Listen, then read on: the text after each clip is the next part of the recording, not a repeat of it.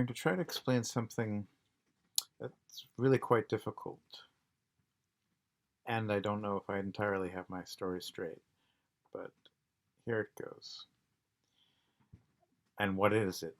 I'm trying to describe sort of the future of computing based on treating the developer, designer, programmer, architect, engineers, engineer, human factors person, etc., treating those people as people who themselves need to be empowered and treated well in the same way that we like to treat um, users, people, any people. So we're trying to treat people like people.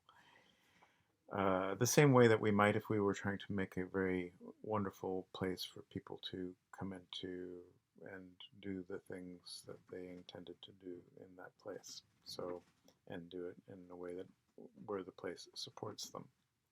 This is very much what we try to do when we try to create some kind of automated system or some kind of computing system where the computer is doing some work, but people basically have to live with it or within it in some fashion, or they have to imagine themselves within it in some fashion. And examining the reality of the situation is something that I think can be very helpful to give us a sense of what can and can't help to improve the life of the developers, designers, etc. Let's call them technical people. Let's call them, don't want to call them just engineers, but let's say we'll call them the technicians. That sounds very kind of both engineers and programmers and okay, so let's call them technicians for the moment. So here's what's actually going on. We have something that we imagine we would like to build into a computing system. Let's say that we have quite a lot of intuition about what is and isn't possible already, so we're not going to try to build, something that does something impossible. We're just trying to actually get things that are very similar to what's already being done. So we have some sort of technical understanding of the limits and constraints and possibilities, and we'd like to play with some ideas about what can be done. So what I believe happens is we have these ideas in a kind of a form that more or less um, expresses some concepts in a slightly don't really like the word embodied, but in a kind of um, uh, geometric.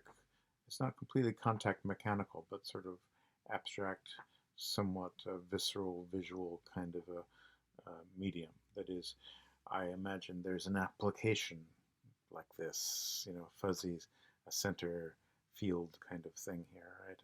And that application is going to go through some stages, and uh, the the stages that it will go through will depend on this person over here. So here's the application. Here's the person.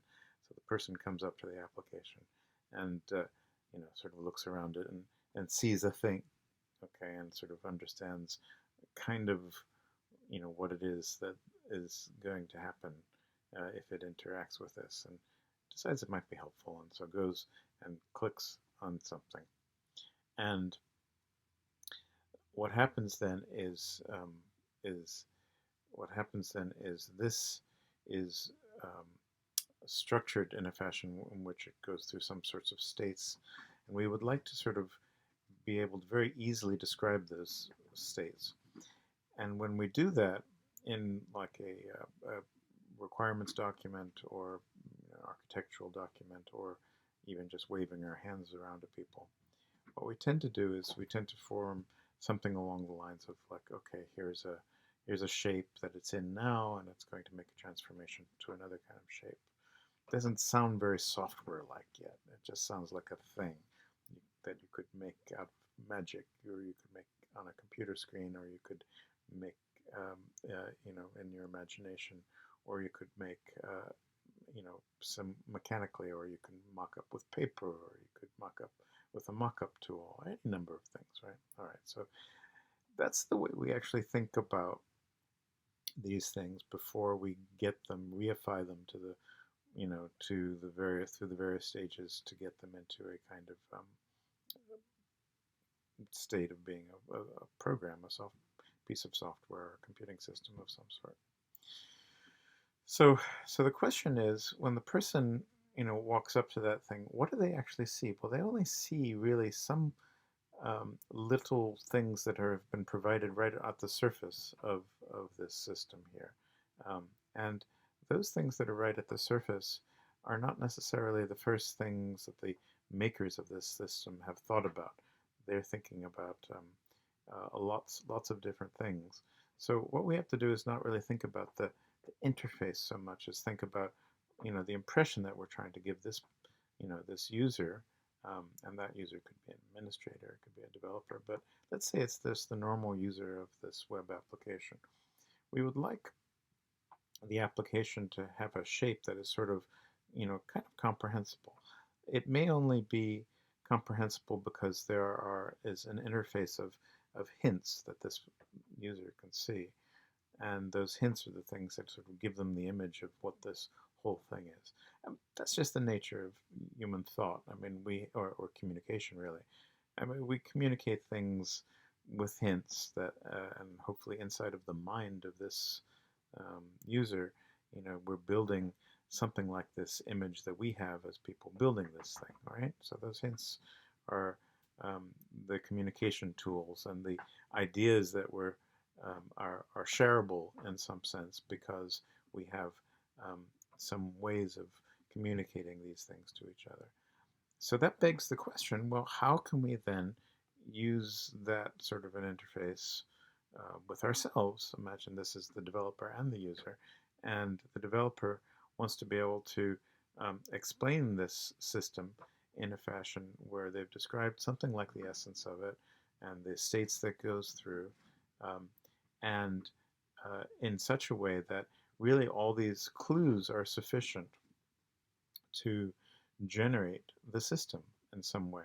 It could be generated manually by a person, but it would be also then the task of taking that thing, which is the essential idea that we're trying to get across to the user, which is the essential concepts and shareable ideas and sort of geometries and movements and centers in motion, if you will. This essential description of this application that we're trying to get across to the user is the one that we want to use to express the application. And then the task is to take those sort of natural um, human cognitive um, shareable elements. Now everything is shareable, including stuff that's very difficult to share. But let's say that it's the best possible sort of description of the application that we could make to a user who is not necessarily technical. I mean, they're technical enough to use a computer, but they're not necessarily technical enough to build it. But they are technical enough to understand what it is, what the possibilities are that will be provided to them by the system that we're building. So that same interface that we're using to provide hints and maybe a full description of the thing that the hints are providing would be this sort of geometric conceptual thing, and the set of hints that we would like to provide to um, ourselves as developers is the thing that we're after. Um, and I say hints because, in a sense, when you make a concept like, okay, this is a web application and it has a gallery and that is a list, and a list of galleries is a list of lists, and when you say things like that, and you say, and you have to click through and it'll be on a different page, or you'll get back to a dashboard which will show you the summary of all the things that you've been doing lately. When you say things like that, which are kinds of things you see in a requirements document, then you're, in a sense, taking these things that are in the real world that we're going to be building, which we have some sort of map of kind of in our brains. That is, we have a kind of a vague sense of what they are. Um, and we're labeling them with very specific things, which are our hints. And those should be very similar to the hints that the user sees um, when they approach the system, in the sense that you want them to know that that's what the system is. In other words, their perspective, the user's perspective, and there may be several kinds of users, and they have their own path to follow. But you still are giving them a sense of what the thing is that they're is going to be helping them out is, right? Okay, so you have those labels for those sort of you know broad sort of field-like um, uh, kind of architectural qualities of a place or space or movement through space or a place for people, whatnot.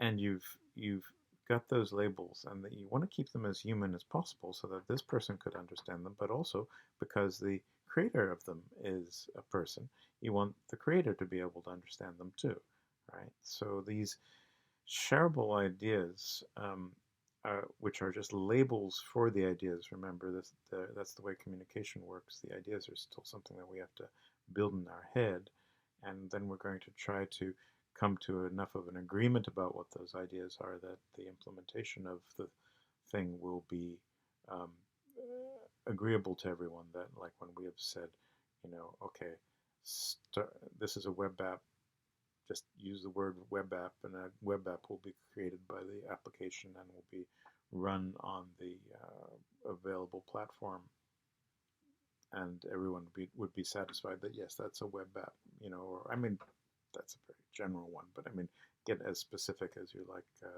This is a this is a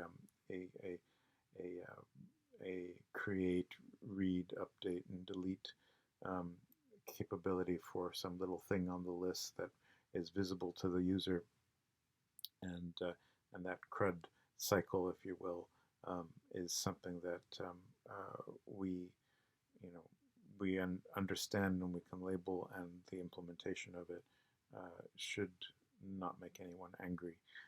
And then all the way down, of course, the whole thing should work, should perform relatively well, etc. So, um, uh, all those agreements, that the building of this thing that then matches those ideas, has to be as good as what we do in the rather low level that we work with in software, which is, here's the loops and here are the objects, and they've got interfaces, and they're sending things to each other across some sort of a message bus, and you pick up the message and you open the packet, and you have a series of conditions based on things that are in the packet, and da da da. Hopefully the whole thing works in some fashion, right? So that I'm, so the if state, the conditional statements, and um, the various kinds of repeating statements, and the various kinds of functional containers and objects and other kinds of stuff that we have in a programming language, we kind of have to make work to a degree that people can agree um, that it's been met. So we have to work, I think, on a higher level than that, and I think I've sort of outlined what that's like, so that um, what we have is an extra layer of generation. And there are applications that have over the years tried to do these sorts of things, but they are still all products that just tend to go out of date, and any progress that is made, um, sometimes there's a bit of residue left from one product to the next. A little word or a little interface, or someone's done some little bit of study, and some little patterns have been described. And I mean, it's all very still much driven by the necessities of fashion in the computer industry, in order to generate what they call user loyalty, but it's really monopolistic and oligopolistic rule over the user base, for purposes these days of selling the users to other other buyers of user information and user loyalty. So there's a sense in which the fashion slash capitalistic intentions under intentions and under um, and foundation of the computer industry is kind of making it almost impossible to make progress on these sort of higher level things that we would like to do and create and generate.